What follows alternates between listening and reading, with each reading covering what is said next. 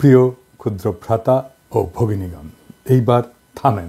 যা হওয়ার হয়েছে, আমরা যা যা অর্জন করতে চাইছিলাম সব করছি। সব শক্তিকে খরচা করে ফেলতে নাই। আসেন আমরা রাজনৈতিক কাজে মন দিই। আমার ফেসবুক জয় বাংলা করে দিচ্ছে, পোস্টের পর পোস্ট ভায়োলেন্স উস্কে দিছে, এই অপবাদ দিয়ে খায়া দিছে, আর আমাকে কিছু পোস্ট করতে দেবে না, রেস্ট্রিকশন দিছে আরও 7 দিন।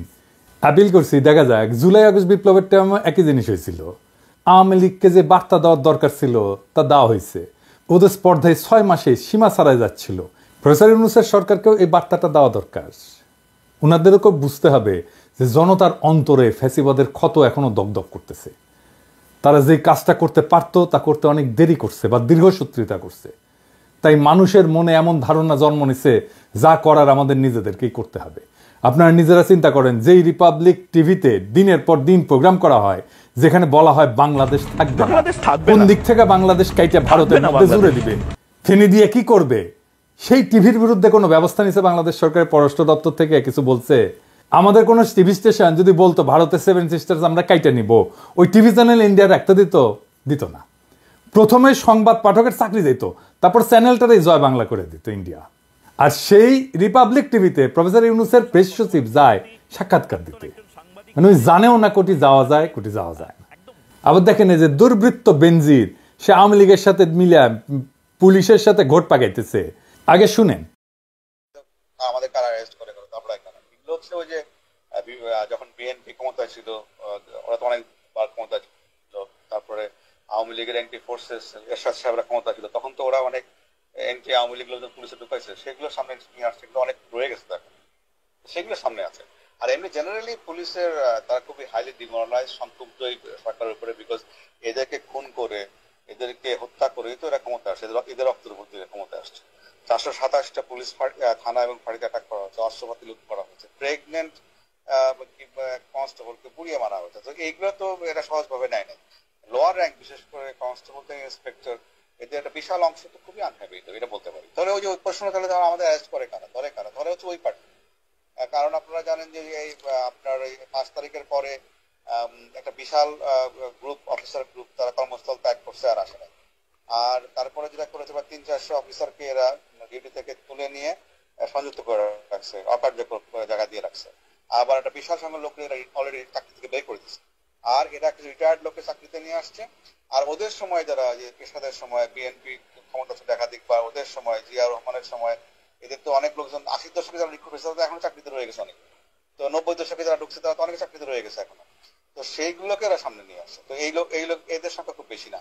এবং যখন দেখবেন যে আপনারা সংগঠিত হবেন, আপনারা পুলিশ সঙ্গে পাবেন, এরকম সন্দেহ আমার নাই। আর আমিও চেষ্টা করতেছি যারা এখন চাকরিতে আছে তাদের সঙ্গে যোগাযোগ করার জন্য, একটা প্ল্যাটফর্ম করার জন্য। দেখা যাক, যদি এটা করতে পারি ইনশাআল্লাহ আরো সুবিধা পাওয়া যাবে। Thank you. শুনেছেন, বেনজির নাকি অস্ট্রেলিয়ায় আছে, কই আছে খুঁজে বের করেন।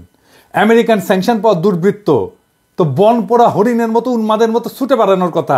ওই এত কিছু পরিকল্পনা করে এই ঘুটু করার কিভাবে টাইম পায়, ফুরসত কিভাবে পায়, সে কিভাবে কাজ করে? কোনো ভয় বা দুশ্চিন্তা আছে বলে তো মনে হচ্ছে না। সন্দেহভাজন পুলিশ অফিসার যারা আওয়ামী বেনিফিশিয়ারি ছিল, তাদের মোবাইল ফোন জব্দ করে ফরেন্সিক করেন, দেখেন কাদের সাথে যোগাযোগ করছে বেনজিরের মধ্যেই, তাদের চিহ্নিত করেন। ইন্ডিয়া ধানমন্ডি 32 নম্বর ভাঙা নিয়ে বিবৃতি দেয়, এটা নাকি বাংলাদেশের ইতিহাস ঐতিহ্যের সাথে যুক্ত। হ্যাঁ, আর যা তো বাবরি মসজিদ ছিল না আপনাদের ইতিহাস ঐতিহ্যের সাথে যুক্ত, ওইটা ভাঙিছিলেন কেন? ওইটা তো সেলিব্রেট করেন। তবে যা কইছে তা মিথ্যা কয়নি, এটা সত্য যে ইতিহাস ঐতিহ্যের সাথে যুক্ত। ওটা বাংলাদেশে মুজিবের স্বৈরাচার আর হাসিনার ফ্যাসিবাদের ইতিহাসের সাথে যুক্ত। আর ওই ভাষা বাংলাদেশ রাষ্ট্রের পুঙ্গা মারা খাওয়ার সাথে যুক্ত। ওই ভাষা দুর্নীতির টাকায় করা। মুজিবের দুর্নীতির অর্থ দিয়া ওই পাপের প্রাসাদ বানানো হয়েছিল, বদের 2 নম্বর কয়ে গেছে। রাষ্ট্রীয় সম্পদ চুরি করা প্রথম পূর্ব পাকিস্তানের নাম শেখ মুজিব। শরদের বডিগার্ড, জেল হয়েছিল তার 2 বছরে। হাসিনা কয় না যে আমার বাবা দেশের জন্য জেল খাটিছে, হারামজাদি দেশের জন্য জেল কাটিছে, টাকা চুরি করে জেল কাটিছে।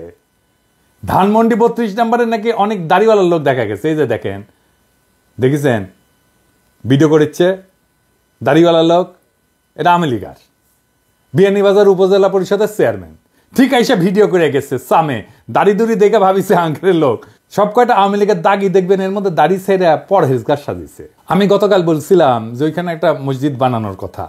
আমাকে খুবই একজন জনপ্রিয় আলেম ব্যক্তিগতভাবে জানাইছেন যে মসজিদ নির্মাণের সমস্যা আছে। উনি বলছেন যে শরীয়ী বিধি অনুযায়ী কারো মালিকানাধীন জায়গায় জোর করে মসজিদ করা আপত্তির, যদিও সরকার অধিগ্রহণ করে ওয়াকফ করে দেয় তাইলে হইতে পারে। আমি বলছিলাম যে আলেমদের পরামর্শ নিতে হবে সিদ্ধান্ত চূড়ান্ত করতে। তো যেহেতু ওনারা দ্বিমত জানাইছেন, তাই সেখানে কি করা যায় সেটা নিয়ে আমাদের সিরিয়াস আলোচনা করা প্রয়োজন। এই জায়গায় এমন কিছু করা যাবে না যা কেউ ভাঙতে পারবে, বা এমন কোনো অবস্থা রাখা যাবে না যে এইখানে 32 নম্বরের বাড়ি পুনর্নির্মিত হইতে পারে। আসেন আমরা ভাবতে থাকি। তবে 32 নম্বর নিয়ে একটা বিজনেস আইডিয়া দিই। জুলাই ফাউন্ডেশন ধানমন্ডি 32 নম্বরের সব ইট আর আবর্জনার মালিকানা নিতে পারে। এর প্রত্যেকটা খণ্ড আলাদা করে ছোট ছোট প্যাকেট করে বিক্রি করতে পারে, স্মারক হিসেবে কিনবে সবাই। কিছু স্মারকে জনপ্রিয় ফ্যাসি বিরোধী অ্যাক্টিভিস্টের সিগনেচার থাকবে, যেমন ধরেন মাহমুদুর রহমান, ইলিয়াস, আসিফ, নাহিদ, মাহফুজ, হাসনাত, সার্জিস ইত্যাদি, আরো অনেক নাম যুক্ত করতে পারেন। বিক্রির পুরা টাকাটা যাবে জুলাই ফাউন্ডেশনের আহত এবং শহীদদের কল্যাণে। কেমন হইলো আইডিয়াটা? যাই হোক, আর একটা আলাপে আসি। আমি জানতে পারছি নানা জায়গায় হিন্দু সম্প্রদায়ের উপরে ভয়ভীতি দেখানো হইতেছে, তাদের বাড়িঘর, ব্যবসা প্রতিষ্ঠানে হামলার চেষ্টা চলতেছে। মেহরবানি করে এই কাজ করবেন না। কোনটা পলিটিক্যাল কাজ আর কোনটা ক্রিমিনাল কাজ, এই দুইটা আলাদা করতে পারতে হবে। কোনটা প্রতীকী আর কোনটা প্রতিহিংসা, চান্স নেওয়া, সেটা আলাদা করতে পারতে হবে। কখন থামতে হবে সেটা বুঝতে পারাটা জরুরি। এই জন্যই মুরব্বী লাগে, বুঝছাও। হ্যাঁ, ভাঙিছেন যে পারমিশন নিয়েছেন কারো কাছে, কোন এক মুরব্বীর পারমিশন নেবেন। আমারে যতই সিনিয়র ভাবেন না কেন, যতই দাদা দাদা করেন কেন, আমিও কিছু করতে গেলে, ইম্পর্টেন্ট কিছু করতে গেলে, গুরুত্বপূর্ণ কিছু করতে গেলে মাহমুদ ভাইয়ের সাথে আলাপ করে নিই। আমার দেশে মাহমুদুর রহমান, ওনার পারমিশন নেই, আপনার হয়তো জানেন না।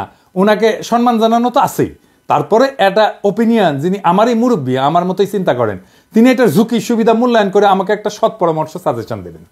তবে 32 নম্বর বুলডোজার চালানো নিয়ে আমি ওনার কোনো পারমিশন নেই নাই, এখানে বেয়াদবি করেছি আর কি। যাই হোক, এখন এই ভাঙাভাঙি বন্ধ করা নিয়ে আমার কথা শুনেন না, প্রফেসর ইউনূসের কথা তো শুনবেন। উনি তো মানা করেছেন, এইবার থামেন। এই যে দেখেন, উনি আমাদের সবার মুরব্বী, মানা করছেন প্লিজ ভাঙাভাঙি বন্ধ।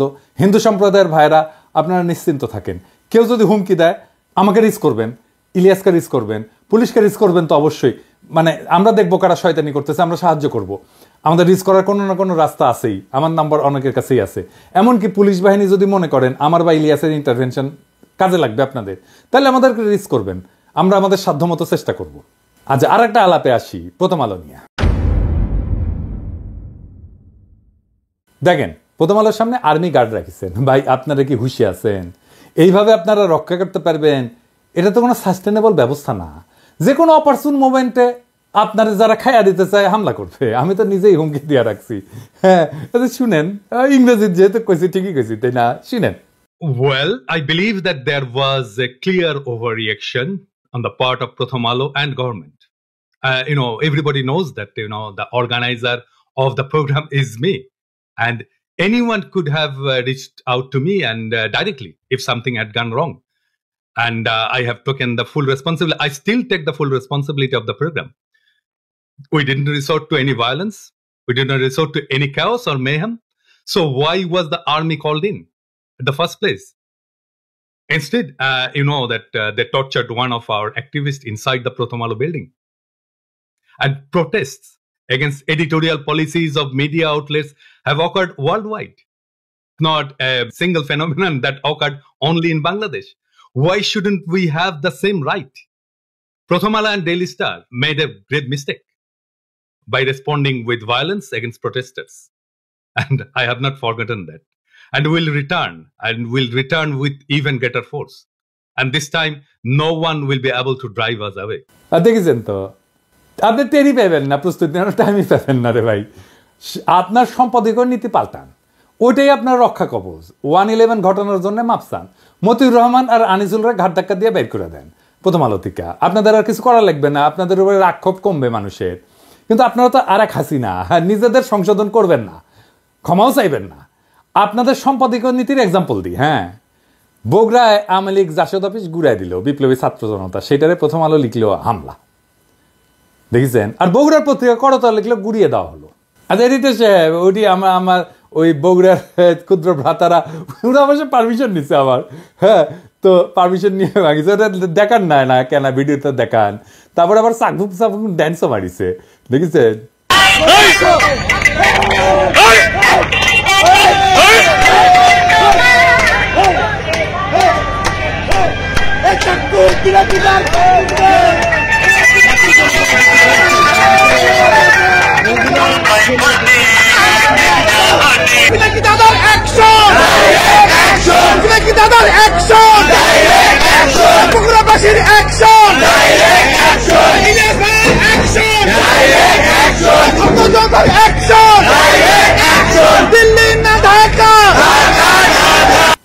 আমার কয় দাদা ওই আওয়ামী লীগ অফিসের পাশে তো আপনার ছাত্র ইউনিয়নের অফিস আছে, কমিউনিস্ট পার্টির অফিস আছে, ওটা কি করবো, ওটাও তো ভাঙা পড়বি। তো আমি কইলাম ওটা একটু আমার বিবেচনা একটু ছাড়ন দেওয়া যায় না। তোরা কইলে যে বিল্ডিংটা পুরানো, তো যদি ভাঙতে যায় ওটা পুরাটা ভেঙে যায়। আমি কইলাম আল্লাহর নামে শুরু করে দাও, তারপরে দেখা যাক, দেখমুনি কি করা যায় পরে। যাই হোক, আল্লাহর অসীম কৃপা ওটা ভাঙা পড়েনি আর কি। ভাঙা পড়লে না খারাপ লাগলো নি, ওটি তো আমার রাজনীতির সূত্রপাত। তাই যাই হোক, আর একটা জিনিস দেখেন, এই প্রথম আলো প্রসঙ্গে এই দুনিয়ার সব আন্তর্জাতিক মিডিয়া লিখলো প্রোটেস্টার্স, যত নাম করা পত্রিকা, আর মব লিখলো কে?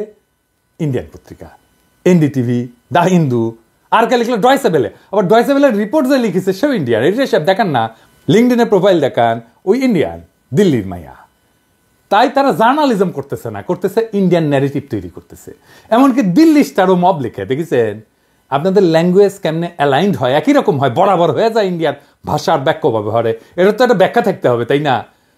প্রথম আলো দেখেন, যখন ভারতে থাকা বাংলাদেশি সম্পর্কে লিখে তখন লিখে অবৈধ বাংলাদেশি, দেখেছেন?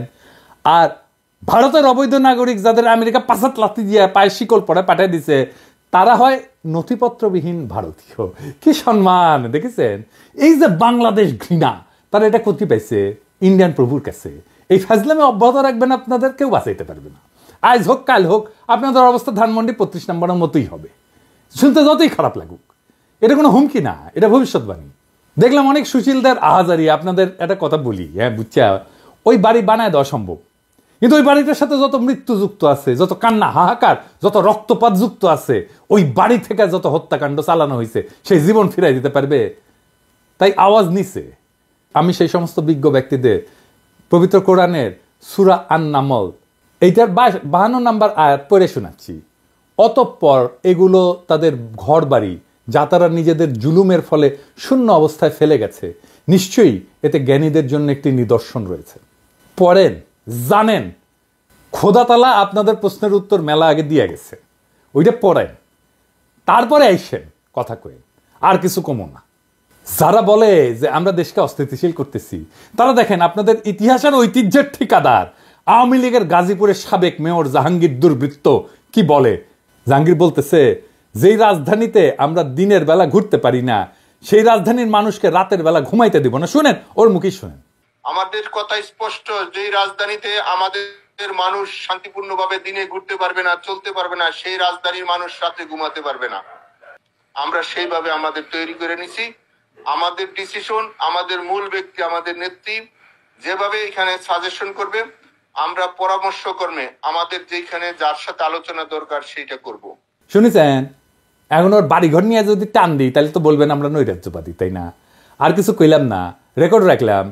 এই শয়তানি কাম যদি অব্যাহত থাকে না, তাহলে 5ই ফেব্রুয়ারি চাইতে ভয়ঙ্কর কাম কিন্তু ঘইটা যাবে, প্রত্যেকটারে চিহ্নিত করা হবে। ফাইনালি প্রফেসর ইউনূসকে একটা আহ্বান জানাই। আপনারা তো জেনেভা ক্যাম্পের নাম জানেন, তাই না? বিহারিরা যেটি থাকে, মাংসের চাপটা পাওয়া যায় সুন্দর সুন্দর, খাইতে খুব মজা। আমরা বলি আটকে পড়া পাকিস্তানি।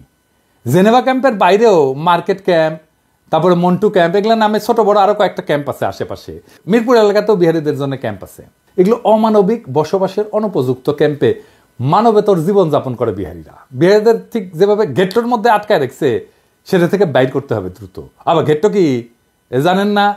আচ্ছা শুনেন, গেট্টো কি গুরুত্বপূর্ণ জিনিস, এটা শুনে রাখা দরকার। গেটো বলতে সাধারণত এমন একটা অঞ্চল বা পাড়া বোঝায় যেখানে নির্দিষ্ট কোনো জাতি বা সম্প্রদায় বা সামাজিক গোষ্ঠী বাধ্যতামূলকভাবে সামাজিক অর্থনৈতিক কারণে একত্রে অবস্থান করে। এবং ঐতিহাসিকভাবে গেটো শব্দটা মূলত ইউরোপে ইহুদি সম্প্রদায়ের আবাসস্থলের জন্য ব্যবহার করা হতো। এই শব্দটার উৎপত্তি হচ্ছে 16 শতকে ভেনিস, ইতালি। ওইখানে একটা ইহুদি সম্প্রদায় ছিল এবং শহরের অন্যান্য অংশ থেকে বিচ্ছিন্ন থেকে একটা এলাকায় বাস করতে বাধ্য করা হতো।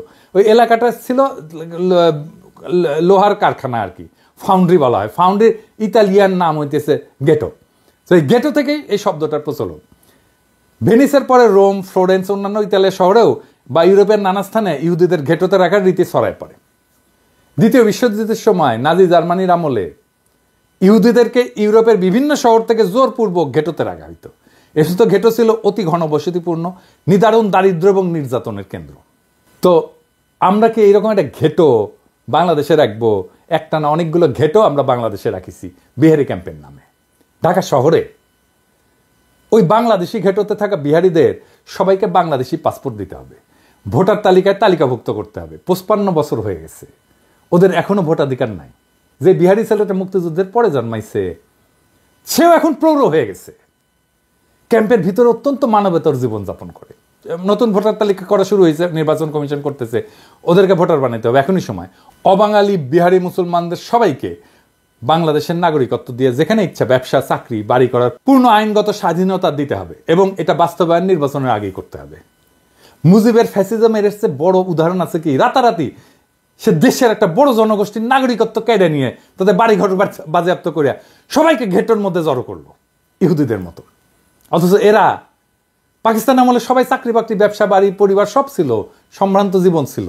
পাকিস্তান সরকার যদি 47-এ পরে যে সমস্ত হিন্দু পাকিস্তানে থেকে গেছিল তাদেরকে স্ট্যান্ডার্ড ইন্ডিয়ান আখ্যা দিয়া সবার নাগরিকত্ব বাড়ি সম্পত্তি কেড়ে নিত, কিরকম ভয়ঙ্কর পৈশাচিক একটা ব্যাপার হয়তো কল্পনা করেন। মুজিব এক্স্যাক্টলি সেম কাজটা করছে। বাংলাদেশে 47টা জাতিগোষ্ঠী ভাষাভাষী আছে। আমরা বাংলাদেশে বসবাসকারী বিহারি জনগোষ্ঠীকে বাংলাদেশের জাতিগোষ্ঠীর সেই মুকুটে ধারণ করতে চাই। যুগ যুগের বঞ্চনা আর আমাদের পূর্বপুরুষের প্রতিহিংসার রাজনীতির আমরা অবসান চাই। প্রফেসর ইউনূসের সরকারে আছেন একজন বিশ্বনন্দিত মানবাধিকার কর্মী, আমাদের সকলের প্রিয় আদিলুর রহমান শুভ্র ভাই। আমি আশা করব শুভ্র ভাই উনার মন্ত্রণালয়ের কাজের বাইরে এই কাজটাকে নিজের মানবিক কাজের এজেন্ডায় ঢোকাবেন। অনলাইন কমিউনিটির সকলের এই কাজে পূর্ণ সমর্থন থাকবে। আমি আশা করব বাংলাদেশের রাজনৈতিক দলগুলো এই দাবিকে সমর্থন করবেন। বিহারিদের ঘেটোতে রেখা আমরা ইনসাফের বাংলাদেশ গড়তে পারবো না। ওদের মর্যাদার মানবিক জীবন আমরা নিশ্চিত করতে চাই। বাংলাদেশের সমাজের মূল ধারায় আপনাদের আগাম স্বাগত জানাই। আপনাদের বাংলাদেশের মূলধারার পথ চলা নির্বিঘ্ন, শান্তিময় এবং আনন্দময় হোক। ইনকিলাব জিন্দাবাদ।